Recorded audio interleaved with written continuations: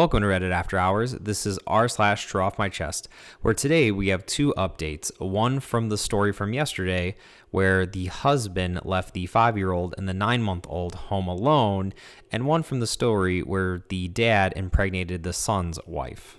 Our first Reddit post comes from Suitable Mission 7422, titled, Update. My husband left our 5-year-old and 9-month-old home alone and refuses to explain why. So, as you saw in the last post, last weekend, my husband left our 5-year-old and 9-month-old home alone while I was gone and then refused to admit it or provide a plausible explanation. Since then, we've had many arguments about it. I've been living in a constant state of anger and frustration. I didn't want to fight about it anymore, but I just couldn't help it, and I kept bringing it up again and again. I couldn't just lay low and pretend to get over it while I waited for him to do it again and catch him in whatever was going on. I also knew that demanding him to tell me the truth wasn't going to get me anywhere, since he had been refusing to talk about it for days and deflecting on it for days. All it was doing was making me enraged and feel like I was about to have a brain aneurysm. At one point, I told him to hand me his phone so I could check his location at the time. He refused. He said that he wouldn't do it and that it was a violation of his privacy. He, quote, won't be treated that way and refuses to give in to my delusions. Do you think I enjoy being in a situation where I have to beg my husband to show me his phone so I can see where he was at? I hate it. I don't want to live that way. I told him it's simple. If he was really at home the entire time, then just prove it. Why wouldn't he want to clear this whole thing up if he was really at home? I ended up getting so mad that he wouldn't turn over his phone that I told him I was going to the neighbors to get their doorbell footage. At first, he had the attitude of, fine, go do it then. He didn't think that I would actually do it. He knows that I don't like to air out drama to others, so he probably figured that I would just swallow all of his crap that he's been giving me. Luckily, I was totally driven by anger at this point, so nothing was going to stop me from going to the neighbors. When I actually started to go out the door to the neighbors, he stopped me and tried to follow me out the door. I felt pure anger rushing through my veins at that point and nothing else. The neighbor, who I've probably said less than 10 words to in the entire time that we've lived here, told me that he would send me the footage. I went home, I told my husband that the neighbor didn't have the footage from that day anymore, and told him that I just needed to go to the store to cool off.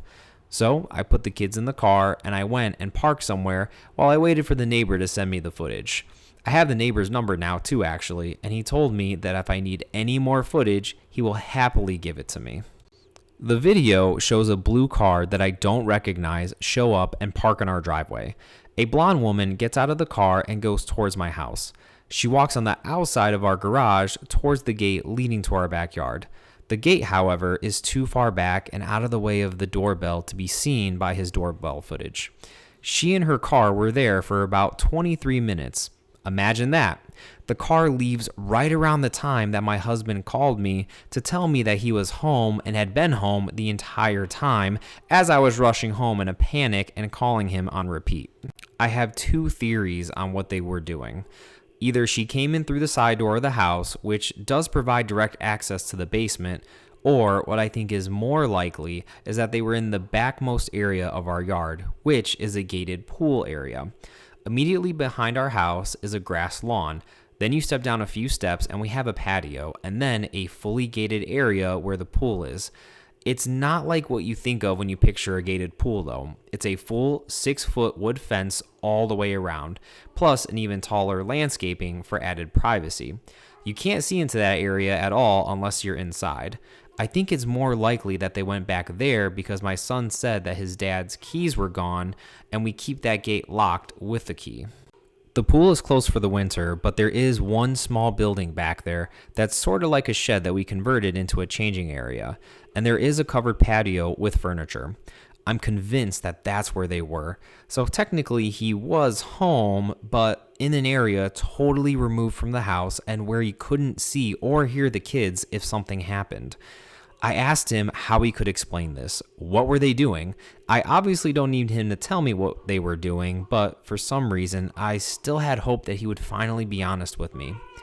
The pool is closed for the winter, but there is one small building back there that's sort of like a shed that we converted into a changing area, and there is a covered patio with furniture back there. The pool is closed for the winter, but there is one small building back there that's sort of like a shed that we converted into a changing area, and there is a covered patio with furniture. I'm convinced that that's where they were. So technically, he was home, but in an area totally removed from the house and where he couldn't see or hear the kids if something happened. I asked him how he could explain this and what they were doing. I obviously didn't need him to tell me what they were doing, but for some reason, I still had hope that he would finally be honest with me. He wasn't contrite though. He showed no remorse. He was just like, yeah, she was here, but obviously I never left. All I could think is, who is she? How long has this been going on? And if he's going to be such a disgusting, despicable excuse of a man, then why couldn't he have at least found any other time and any other lie or excuse other than when he was home alone with our kids? I told him I know this has happened before, and I demanded to know how many times he's done this when he's been home alone with our kids. He swears that this is the only time, but he still doesn't have the balls to confess exactly what they were doing. I don't believe him that this was the only time, though. I still have so many questions, and I still feel like my heart is beating 200 times a minute. My blood pressure is through the roof. I've cried a lot. I've sobbed. I've begged for someone to help me. I've yelled, screamed, ordered a bunch of books about divorce and custody. And you know what? The next day, after multiple explosive fights, him putting his hands on me, and me seeing the evidence, he acted like everything was totally normal and like none of this stuff ever happened. I woke up still seething, exhausted, broken, and he's acting like everything is totally normal. He said he was ordering breakfast to be delivered from our favorite breakfast place. He asked if I wanted to go to the store with him later and try this new recipe for chili tonight. Like, what? Why would I want to do any of these things with you now? Absolutely no acknowledgement of what he's done or what's transpired between us in the past few days.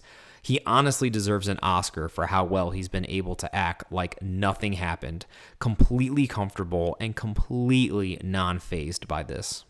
I know that's a waste of my energy, but I desperately want him to admit the full truth of what he did that day and the other days with this woman. I want to hear from him. It won't change whatever he's done, but he could at least have the respect and decency to be honest now that he's been caught.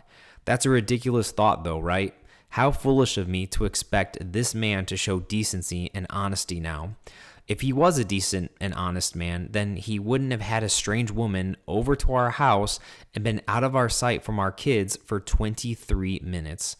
His continued denial and refusal to admit anything other than the bare minimum, his attitude like I'm somehow being controlling or infringing on his rights by asking for information, that's almost more hurtful than him cheating on me to begin with.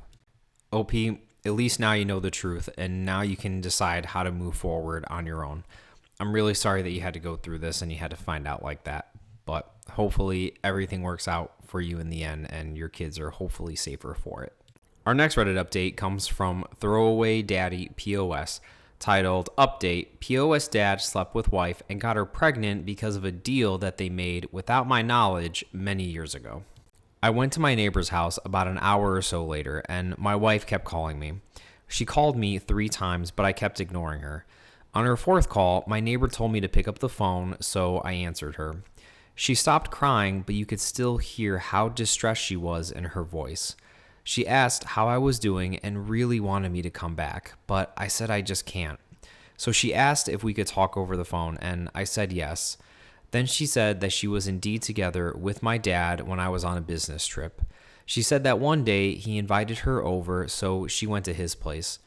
At the time, my wife was unemployed and looking for jobs. She was already stressed from not having any income and was lonely because of me being away from home for long periods of time. And my dad had just lost his wife at the time, which made him lonely too. My grandfather had his own business, and he gave it to my dad in his final years. He passed away too. During that time, my dad was running the business. He thought that he'd make a deal with my wife. The deal was that my dad will give my wife a position at the business in exchange for passionate hugging to fulfill his, quote, widow's fire. That's how everything happened. I was really speechless when she told me these things. I didn't know how to react, but I thanked her for telling me her side of the story and said that I'll get back to her when I can. I hung up the phone. We recorded the whole telephone call, though. My neighbor said that I should send a message to my dad confirming my wife's side of the story, and that's exactly what I did. I asked my dad if things went the way my wife said they were and if it was true. He said that yes, it was true, and I took a screenshot of our text exchange. Now that the truth has finally come out, I feel better, but it has raised more questions, like why sleep with my dad just to get a job? Why sleep with my wife instead of an escort to get rid of your loneliness? None of their reasons excuse their evil act of betrayal and infidelity towards me. Once my dad confirmed everything, my neighbor and I went to my house and told my dad to come over. We had the talk, finally. They said that this happened on a weekend and they spent the entire weekend together constantly just having passionate hugging without any protection, and it was just on that weekend. After that, they never had an intimate connection. I asked my wife if she slept with anyone else, and she said no. Regarding our 3 kids, I requested my dad to order 3 DNA tests for each of us to confirm any suspected paternity. My kids don't have to take DNA tests because they already did through the ancestry test to learn more about their genealogy a few years ago. We didn't, but now that we are in this situation, we're going to do it too. However, my wife was annoyed that I was requesting a DNA test. She got so disappointed and told me that I don't trust her and that I insinuated that those children aren't mine. When my wife told me not to request a DNA test, my neighbor said, "You have to do the DNA test, and of course, he doesn't trust you anymore. And if you have nothing to hide, why are you so against a DNA test?" My wife responded, "Don't poke your nose into this. This is between me and my husband." My neighbor then said to my wife, "Unlike you, I don't poke my nose into other men's private parts, let alone my father-in-law's private parts." My wife couldn't say anything to that. She reluctantly agreed to take the DNA test, and my dad ordered the tests in front of all of us. My dad once again told me how remorseful he was. He kept apologizing over and over again, and my wife did the same. They started crying again, and honestly, I got pissed again. I told them that you guys are the biggest POSs and that I never expected this from both of you.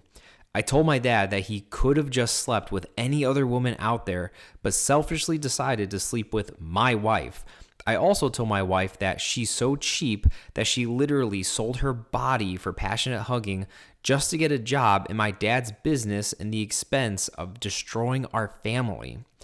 I asked her if my dad, job, and our family was really worth it. She couldn't even give me an answer. She was guilty, and she told me that she should have just been more patient in getting a job that she liked. But she then confessed to me that she voluntarily left his business because of the guilt and what she did in order to get that job. I asked my dad why he confessed now, and asked my wife why she kept this a secret.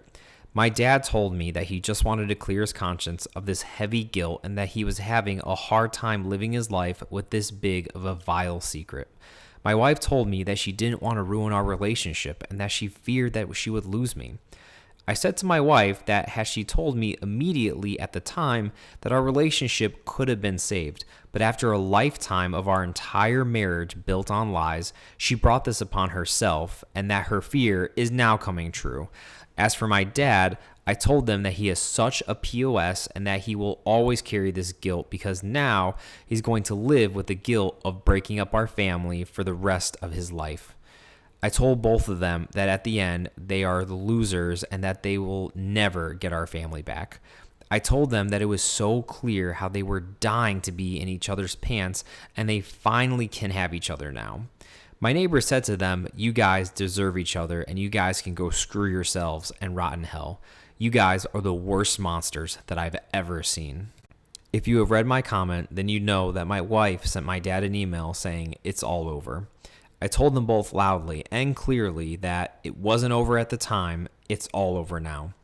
At this point, my dad couldn't even bear to look at me anymore. So he just left our house and my wife had a full-blown breakdown. She was hitting herself, curling in the floor, screaming while I just looked at her with contempt and disdain. I quietly said to myself that she deserved all of this, and this is only the beginning of her pain and the destruction that she has caused. I just looked at her. Once her breakdown was over, I just asked her to leave. But, of course, she begged to stay, which I said that she can't stay anymore and that she has to leave for at least a few days. After an hour of begging, she said just screw it and left. I don't know where she went, but I'm happy and I feel relieved. I don't care to know where she is. I don't even want to think about her or my dad anymore. So the confrontation happened, and we are now waiting for our DNA test kits. We will do the test and send it off. We'll wait a couple of weeks for the results to come, and let's see what we're going to come across. I hope a bag of whole other lies isn't opened, but you never know. You got to be prepared for the worst at this point. Now the question is, are those kids mine, my father's, or someone else's entirely? OP, yeah, that's kind of about what I expected to happen. Obviously, you couldn't just let this slide and you had to confront your wife. That is probably hands down one of the worst things that someone could do to their child. I wouldn't be surprised if, one of those kids may or may not be yours, but hopefully they are, and hopefully there's not more to this story. I will say, a lot of people are roasting OP in the comments because of the neighbors' interaction in this and saying that all of this sounds way too scripted and way too fake to be true and some things don't line up, which, some of the things in the story do kind of seem odd. Maybe the neighbor was there just to kind of be like a mediator for you and was there for emotional support. I don't really know. I can't really say. Hopefully this is true. I would hate to think that someone would lie about something so egregious. I wouldn't put it past anyone, but still, OP, if this is true, I wish you the best, and I hope your divorce goes as smoothly for you as humanly possible. That was Reddit After Hours, bringing you r/TrueOffMyChest. Thank you all so much for listening, and I'm glad that we got those updates to those stories. If you like these videos and these stories, like and subscribe, and leave a comment down below for any future Reddit subs that you'd like us to cover, as we post new Reddit videos almost every single day.